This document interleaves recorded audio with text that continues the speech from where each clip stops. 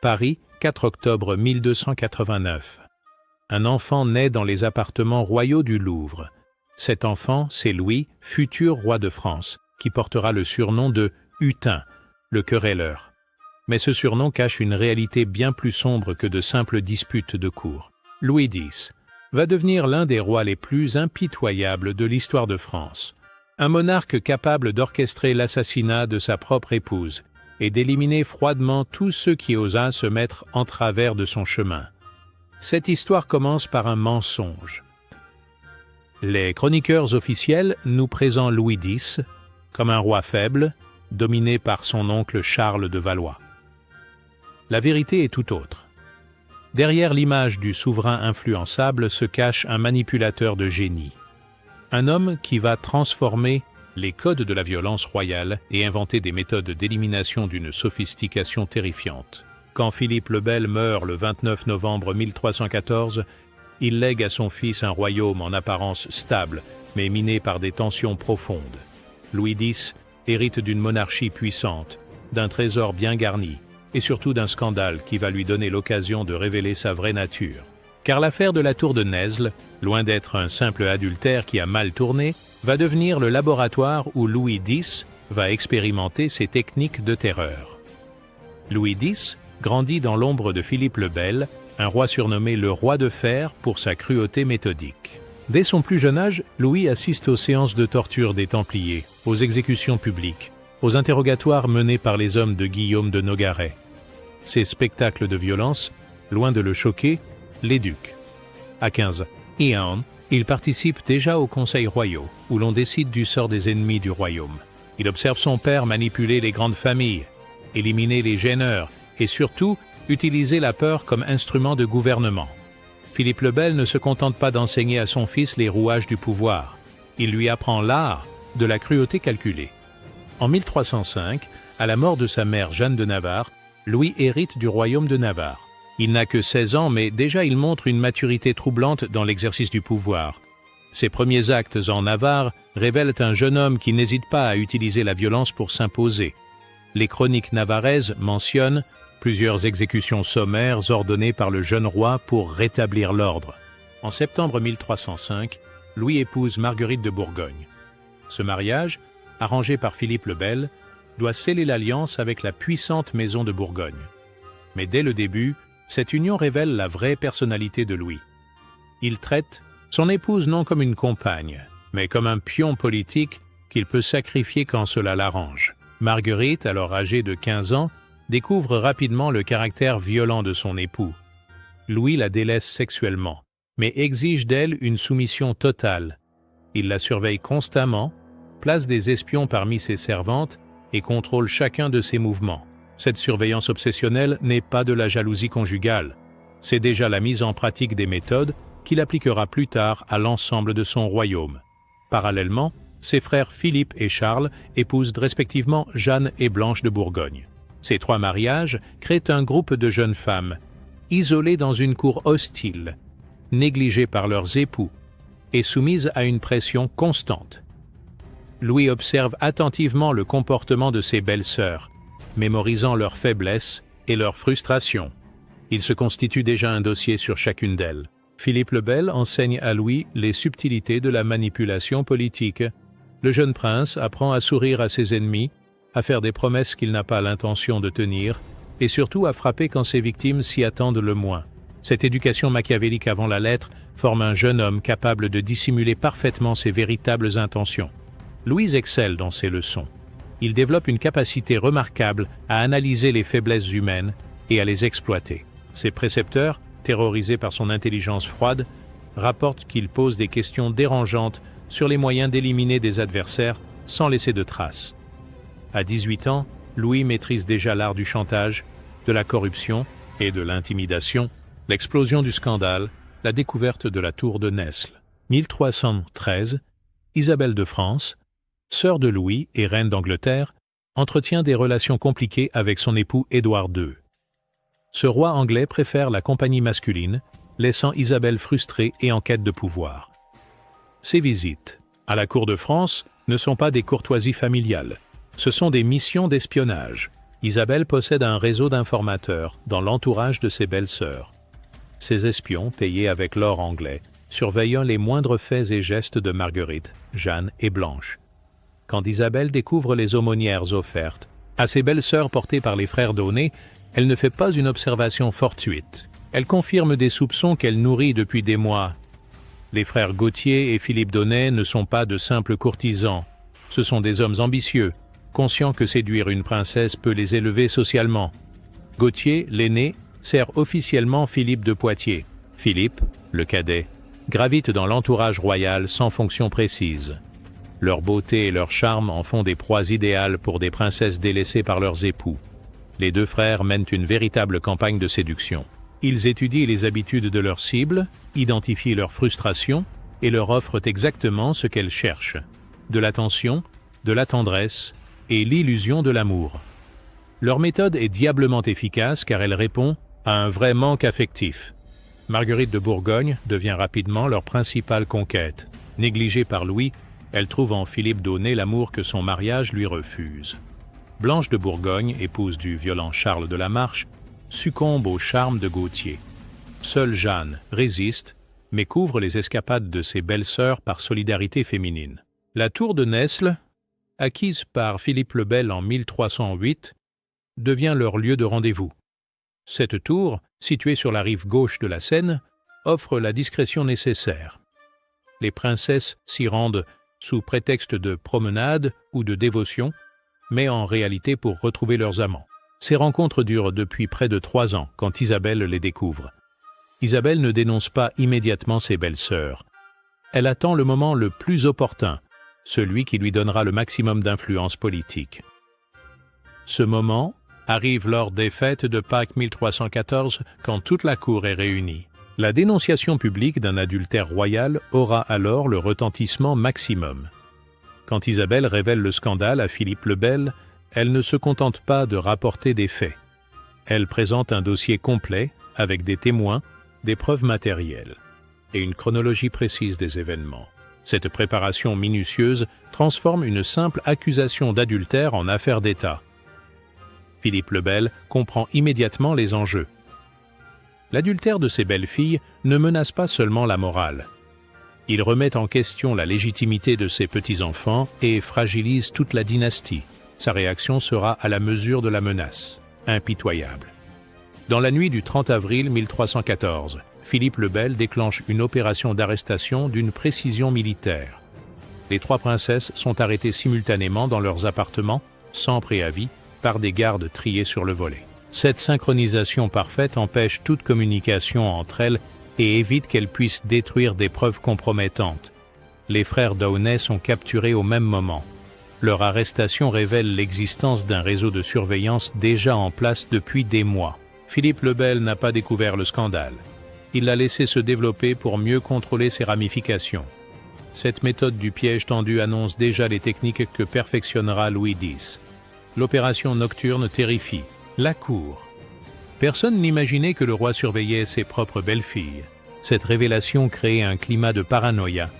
Si le roi espionne sa famille, qui peut se sentir à l'abri? Cette peur calculée devient un instrument de pouvoir que Louis X saura exploiter.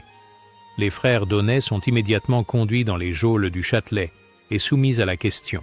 Mais contrairement aux tortures habituelles, celle-ci est menée selon une méthode scientifique. Les bourreaux royaux formés par les meilleurs spécialistes de l'époque appliquent une graduation savante de la douleur. Les aveux sont arrachés, selon un protocole précis. D'abord les faits généraux, oui, ils ont séduit les princesses. Puis les détails, date, lieu, circonstances. Enfin les complicités, qui les a aidés, qui était au courant, qui a fermé les yeux. Cette méthode transforme chaque aveu en nouvelle accusation contre d'autres personnes. Philippe Daunet craque le premier.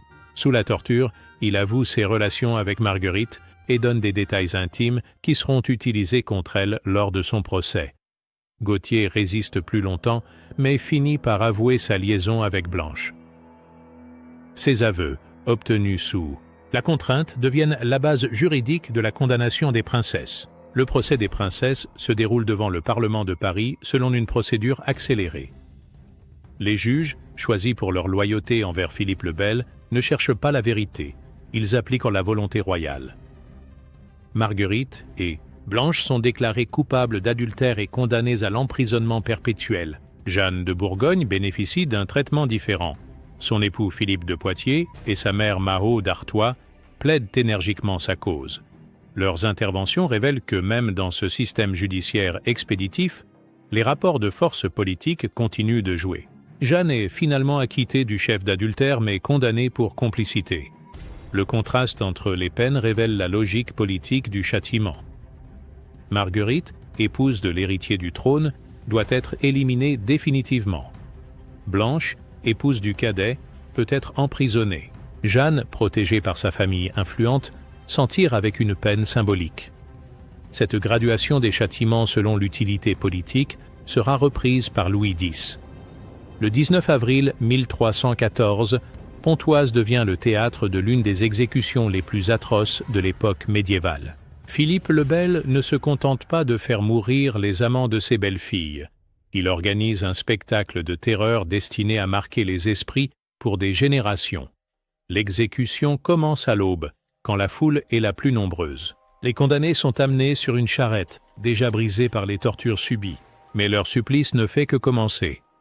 Le bourreau royal, expert en son art, va leur infliger une agonie de plusieurs heures selon un protocole précis. D'abord, ils sont roués.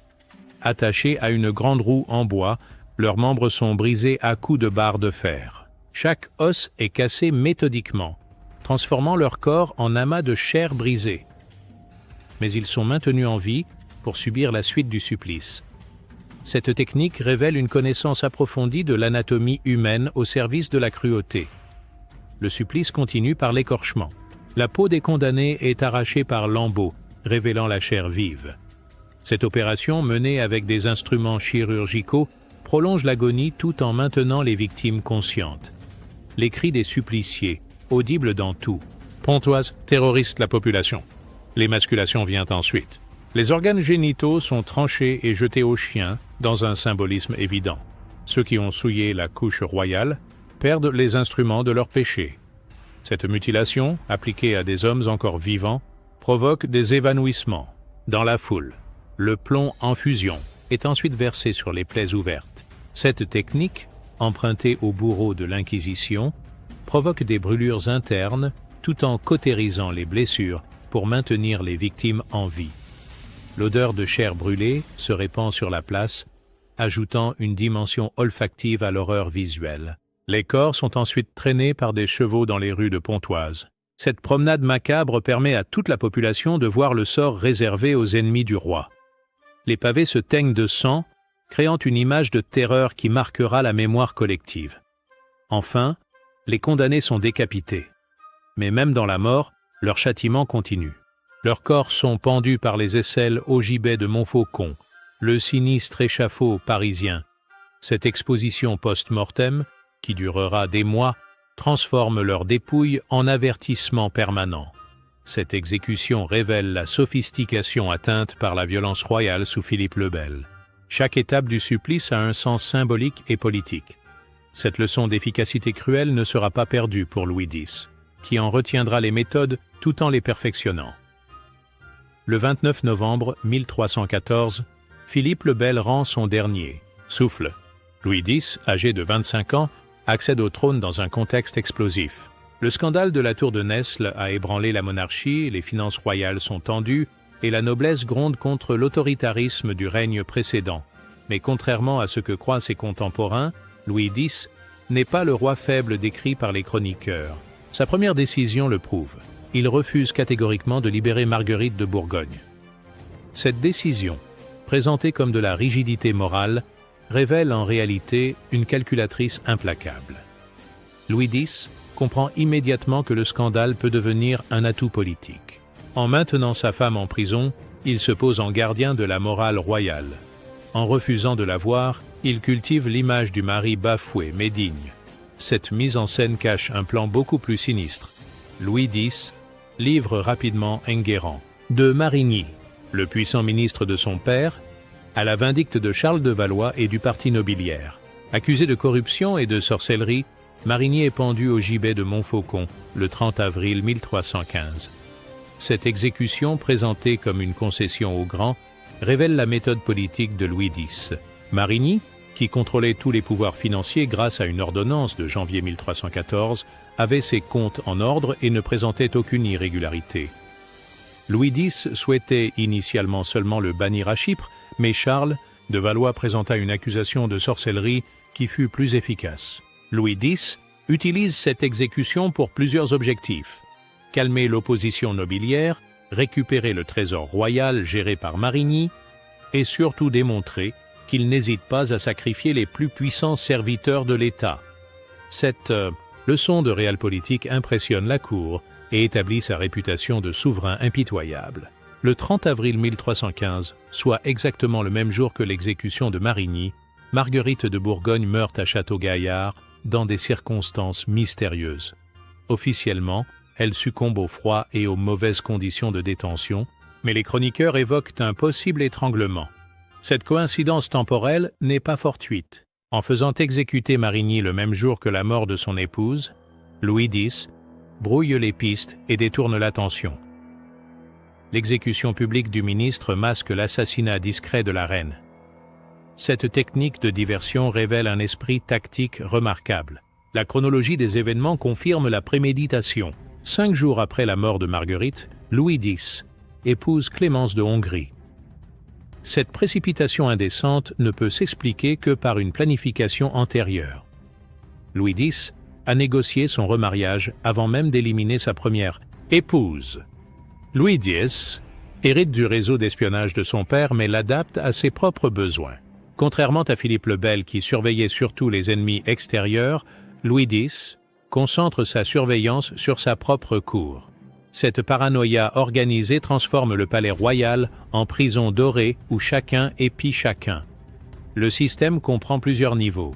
Des espions officiels, intégrés dans l'administration royale, surveillent les grands personnages. Des indicateurs infiltrés parmi les serviteurs rapportent les conversations privées. Des maîtresses placées stratégiquement recueillent les confidences intimes. Cette surveillance généralisée crée un climat de terreur silencieuse. Louis X innove en utilisant les confesseurs comme source d'information. Ces hommes d'église, liés par le secret de la confession, acceptent de transmettre au roi les péchés qu'ils entendent. Cette perversion du sacrement révèle une absence totale de scrupules religieux chez le roi très chrétien. Louis X perfectionne les techniques d'élimination héritées de son père. Contrairement aux exécutions spectaculaires comme celle des frères Daunet, il privilégie les morts naturelles qui ne laissent pas de traces. Cette évolution vers la discrétion révèle une sophistication croissante des méthodes criminelles royales. Les empoisonnements lents deviennent sa spécialité. Des substances toxiques, administrées sur plusieurs semaines, provoquent des symptômes ressemblant à des maladies naturelles. Cette technique permet d'éliminer des ennemis sans créer de martyrs ni de vendetta familiale. Les accidents arrangés constituent sa seconde méthode favorite. Des chutes de cheval lors de chasses royales, des noyades pendant des promenades, des effondrements de bâtiments au moment opportun.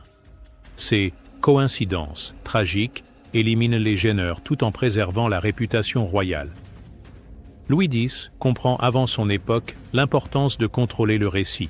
Il développe une véritable politique de communication, utilisant les prédicateurs pour diffuser sa version des événements et récompensant les chroniqueurs qui écrivent en sa faveur. Cette manipulation s'exerce à plusieurs niveaux. Léas, Sermon du dimanche, présente les événements selon l'optique royale. Les manuscrits officiels sont rédigés pour justifier les actions du roi. Les rumeurs favorables sont propagées par des agents déguisés en marchands ou en pèlerins. L'élimination de Marguerite devient ainsi, dans la version officielle, une mort naturelle provoquée par les remords et la pénitence. L'exécution de Marigny se transforme en juste châtiment d'un ministre corrompu. Cette réécriture de l'histoire révèle une modernité troublante dans l'art de la propagande.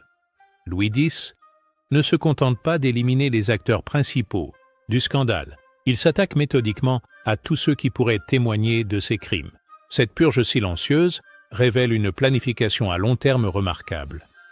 Plusieurs courtisans proches des frères Daunet disparaissent mystérieusement.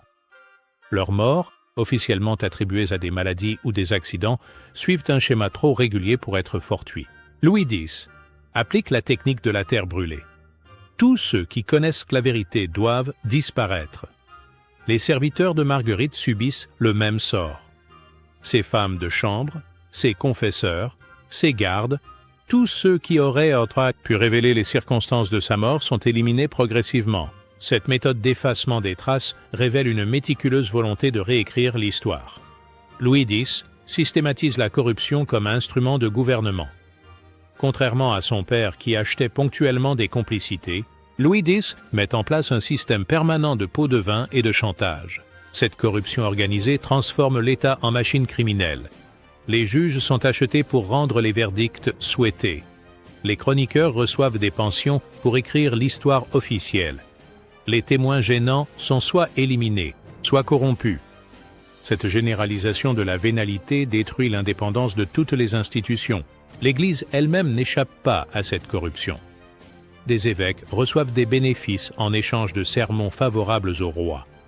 Des abbés détournent les fonds de leur monastère pour financer les opérations secrètes royales. Cette perversion religieuse révèle l'étendue de la décomposition morale du règne. Louis X transforme la peur en système de gouvernement. Chaque exécution, chaque disparition, chaque disgrâce envoie un message clair. Personne n'est à l'abri de la colère royale. Cette terreur calculée paralyse toute opposition. La méthode est diablement efficace. Les grands seigneurs, terrorisés par le sort de Marigny, n'osent plus contester l'autorité royale. Les bourgeois, impressionnés par les exécutions, peinent leurs impôts sans rechigner. Les ecclésiastiques, effrayés par les mesures contre l'Église, prêchent l'obéissance au roi. Cette peur généralisée transforme la France en dictature avant la lettre. Louis X règne par la terreur plus efficacement que son père ne régnait par la force. Cette évolution marque une étape décisive dans l'absolutisme royal français. La chute du tyran. Une mort suspecte. Le 5 juin 1316, Louis X meurt subitement à Vincennes. Officiellement, il succombe après avoir bu de l'eau glacée suite à une partie de jeu de paume, partant chaud, développant une pneumonie fatale.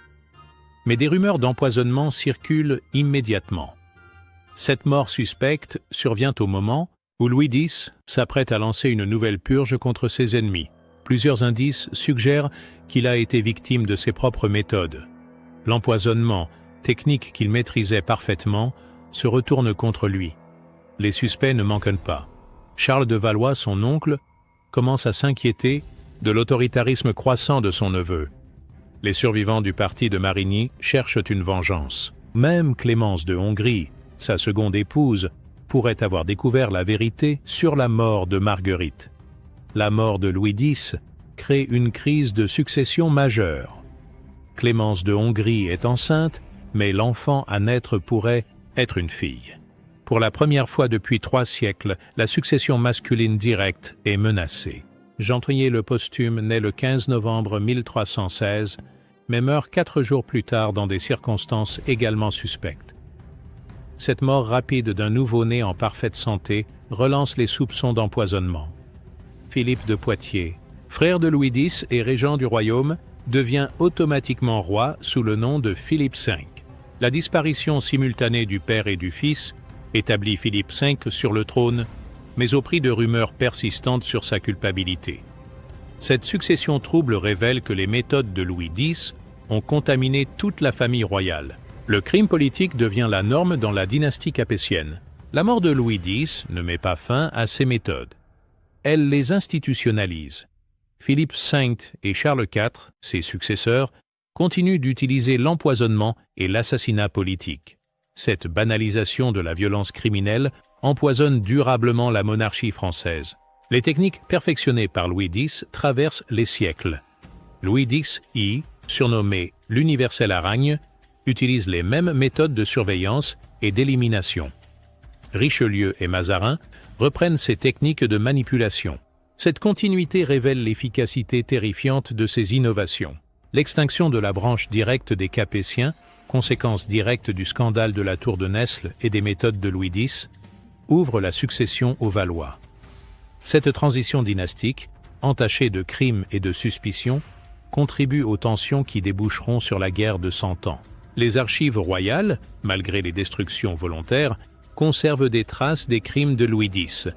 Les comptes de la Chambre des comptes mentionnent des paiements suspects à des messagers spéciaux et des serviteurs particuliers dont les missions ne sont jamais précisées. Ces paiements correspondent systématiquement aux dates d'élimination d'ennemis du roi. Un versement de 100 livres à Pierre le Muet, le 25 avril 1315, 5 jours avant la mort de Marguerite. Une gratification à Jean sans nom, le 1er mai, lendemain de l'exécution de Marigny. Cette comptabilité du crime révèle l'organisation méthodique des assassinats. Les inventaires post-mortem des victimes révèlent d'autres indices. Marguerite possédait des bijoux d'une valeur considérable qui disparaissent entre sa mort et l'inventaire officiel. Ces vols organisés financent les opérations secrètes de Louis X. Les chroniqueurs contemporains, terrorisés par les méthodes royales, développent un langage codé pour évoquer les crimes de Louis X. Cette autocensure généralisée explique pourquoi l'image officielle du roi contraste si fortement avec la réalité de ses méthodes. Guillaume de Nangis, chroniqueur officiel, parle de « justice divine » quand il évoque des assassinats. Jean de Saint-Victor utilise l'expression « maladie soudaine » pour des empoisonnements.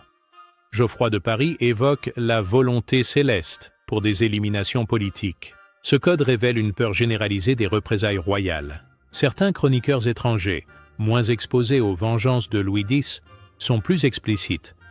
Les annales anglaises d'Édouard II mentionnent clairement l'assassinat de Marguerite. Les chroniques flamandes évoquent les empoisonnements massifs à la cour de France. Ces témoignages externes confirment l'ampleur des crimes royaux. Après la mort de Louis X, certains témoins osent enfin parler. Le testament de Charles de Valois, dicté sur son lit de mort en 1325, contient des révélations stupéfiantes. L'oncle de Louis X avoue sa complicité dans plusieurs assassinats et demande pardon pour les crimes commis au nom de la couronne. Les confessions de prêtres, retrouvées dans les archives épiscopales, révèlent l'étendue de la corruption religieuse. Des évêques avouent avoir fermé les yeux sur des empoisonnements en échange de bénéfices. Des abbés reconnaissent avoir fourni des poisons à la cour royale. Ces témoignages tardifs confirment la perversion généralisée du système. Les correspondances privées, échappées aux destructions, livrent d'autres secrets. Une lettre de Mahaut d'Artois à sa fille Jeanne de Bourgogne évoque clairement la peur que Louis X inspire à toute la cour. Ces documents révèlent l'atmosphère de terreur qui régnait au palais royal, l'analyse psychologique du monstre royal. Louis X présente tous les traits du psychopathe. Charme superficiel en public, cruauté calculée en privé, absence totale d'empathie pour ses victimes et capacité remarquable à justifier ses crimes. Cette personnalité explique son efficacité terrifiante dans l'art de la manipulation et du meurtre, sa capacité à maintenir une façade respectable tout en orchestrant des assassinats révèle une intelligence redoutable mise au service du mal. Cette dualité fascine et terrifie ses contemporains, qui ne comprennent pas comment un roi sacré peut incarner une telle noirceur. L'enfance de Louis X, baignée dans la violence légitimée de Philippe le Bel, forge cette personnalité déviante. L'éducation reçue normalise la cruauté et présente l'élimination des ennemis comme un devoir royal. Cette formation crée un monstre parfaitement adapté à son époque. Le règne de Louis X révèle une paranoïa croissante. Plus il élimine d'ennemis, plus il en voit partout. Cette spirale de la violence le conduit à des crimes de plus en plus irrationnels, culminant avec l'élimination de proches qui ne représentaient aucune menace réelle.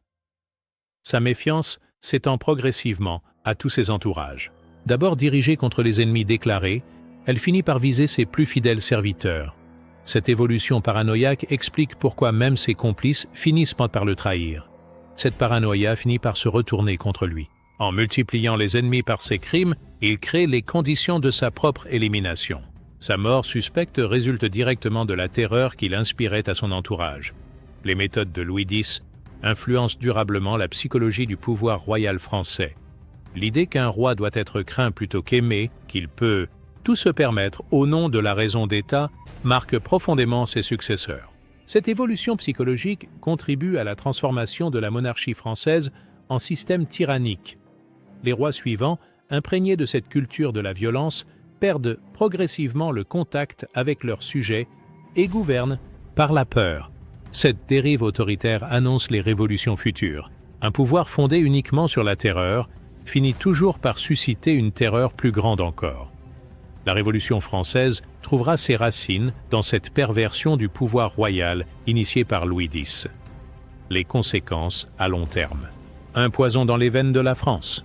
L'héritage de Louis X dépasse largement son règne bref. Ces méthodes transforment durablement l'État royal français qui évolue d'une monarchie féodale vers un système policier avant la lettre. Cette mutation institutionnelle marque un tournant décisif dans l'histoire politique européenne. La surveillance généralisée instaurée par Louis X devient permanente. Ses successeurs héritent d'un réseau d'espionnage qui ne cesse de croître.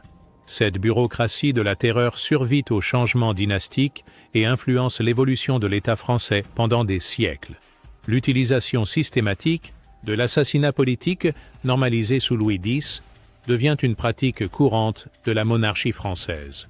Cette banalisation de la violence d'État distingue la France de ses voisins européens et contribue à sa réputation de puissance tyrannique. La terreur instaurée par Louis X traumatise durablement la noblesse française. Les grandes familles, terrorisées par le sort de Marigny et des autres victimes royales, perdent leur combativité traditionnelle.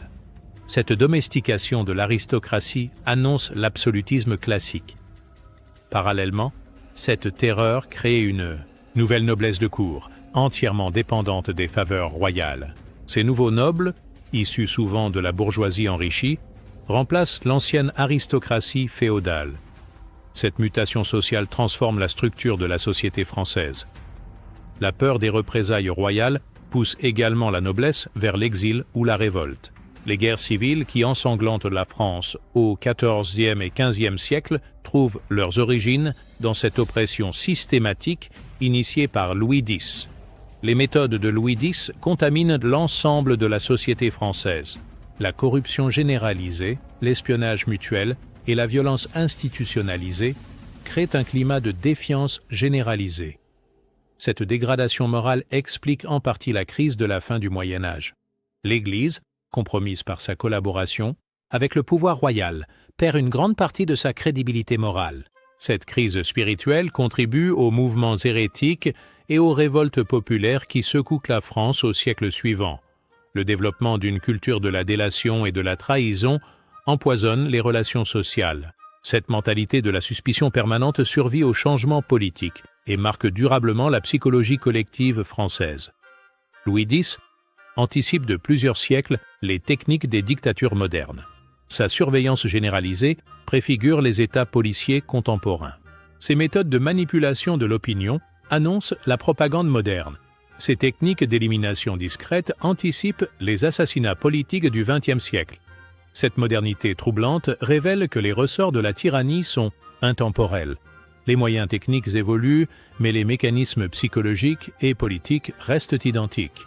Louis X prouve qu'un despote médiéval peut être aussi efficace qu'un dictateur contemporain. L'étude de ces méthodes éclaire les mécanismes de la dérive autoritaire. Elle montre comment un pouvoir légitime peut rapidement dégénérer en système criminel. Cette leçon reste d'actualité pour comprendre les dérives contemporaines. Les techniques de Louis X traversent les siècles sans s'altérer. Louis X y reprend ses méthodes de surveillance et d'élimination. Richelieu perfectionne ses techniques de manipulation. Louis X, IV, systématise sa domestication de la noblesse. Cette continuité révèle la pérennité de ses innovations.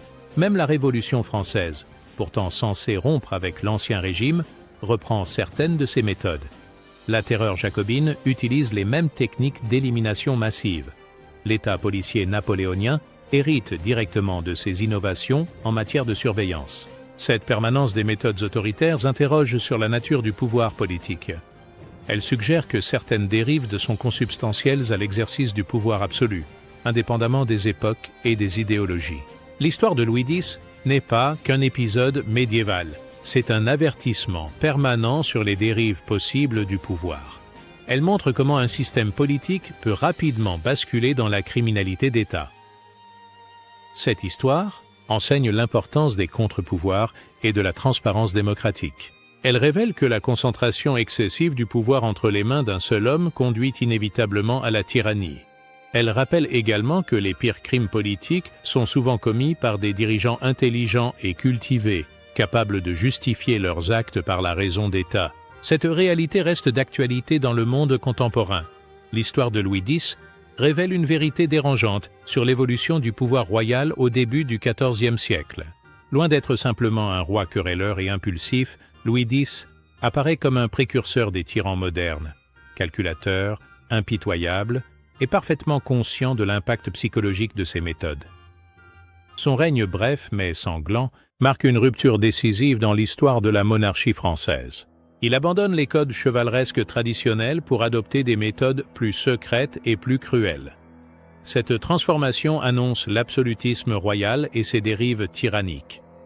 Le scandale de la tour de Nesle n'est pas seulement une affaire d'adultère qui tourne mal. C'est le révélateur d'une mutation profonde de la monarchie française, qui découvre les possibilités infinies de la violence d'État. Louis X transforme ce scandale en laboratoire de la terreur. L'élimination de Marguerite de Bourgogne, présentée comme une conséquence de l'adultère, révèle en réalité la mise en œuvre d'une nouvelle conception du pouvoir royal. Louis X invente les méthodes qui seront perfectionnées par ses successeurs: surveillance généralisée, élimination discrète, manipulation de l'opinion et justification morale des crimes politiques. Ces innovations font de lui le véritable inventeur de la terreur d'État à la française.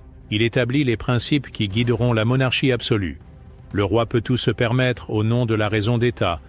La fin justifie les moyens, et la peur est le plus efficace des instruments de gouvernement. Cette évolution transforme radicalement la nature du pouvoir royal. De protecteur de ses sujets, le roi devient leur prédateur. De garant de la justice, il devient le principal criminel du royaume. Cette perversion du pouvoir marque durablement l'histoire française. L'héritage de Louis X ne se limite pas à ses innovations techniques. Il transforme la culture politique française en normalisant la violence d'État. Cette banalisation du crime politique empoisonne durablement les relations entre gouvernants et gouvernés. Les méthodes qu'il perfectionne traversent les siècles et les régimes. De Louis X à Richelieu, de Napoléon à Vichy. La tradition, autoritaire française, puise ses sources dans les innovations de Louis X. Cette continuité révèle la persistance inquiétante de ses méthodes. Son influence dépasse même les frontières françaises. Les monarchies européennes, impressionnées par l'efficacité de ces techniques, reprennent ces innovations. La diffusion de ces méthodes contribue à la transformation autoritaire de l'Europe médiévale. Louis X anticipe les méthodes des dictatures contemporaines avec une précision troublante. Sa compréhension intuitive des mécanismes de la terreur égale celle des tyrans du XXe siècle. Cette modernité révèle que les ressorts de l'oppression sont intemporels. L'étude de son règne éclaire les mécanismes de la dérive autoritaire. Elle montre comment un pouvoir légitime peut rapidement dégénérer en système criminel. Elle révèle l'importance des garde-fous démocratiques pour prévenir ces dérives. Elle enseigne également que les pires crimes politiques sont souvent commis par des dirigeants intelligents et cultivés. Louis X n'est pas un tyran primitif. C'est un manipulateur sophistiqué qui maîtrise parfaitement l'art de la justification morale. L'histoire de Louis X n'est pas qu'un épisode sombre du passé. C'est un avertissement permanent sur les dangers du pouvoir absolu. Elle rappelle que la vigilance démocratique est le prix de la liberté. Cette histoire montre que la concentration excessive du pouvoir conduit inévitablement à sa perversion. Elle révèle l'importance des contre-pouvoirs, de la transparence et du contrôle citoyen pour prévenir les dérives autoritaires. Elle enseigne enfin que la cruauté politique n'est jamais un accident. C'est toujours le résultat d'un choix délibéré. Louis X choisit consciemment de gouverner par la terreur. Cette responsabilité individuelle ne doit jamais être oubliée. Le règne de Louis X, le Hutin, reste donc dans l'histoire non pas comme celui d'un roi querelleur, mais comme celui du premier des rois assassins de France. Son véritable héritage, c'est cette transformation irréversible du pouvoir royal en machine à éliminer tous ceux qui osent le défier. Cette réalité, longtemps occultée par l'historiographie officielle, mérite d'être connue et comprise pour éclairer les enjeux contemporains du pouvoir politique. L'histoire de Louis X nous rappelle que la barbarie peut se cacher derrière les fastes du pouvoir, que l'intelligence peut servir le mal et que la vigilance éternelle reste le prix de la liberté. Ces leçons, cruellement actuelles, font de ce roi médiéval un personnage étonnamment moderne dans sa capacité à incarner les pires dérives du pouvoir politique.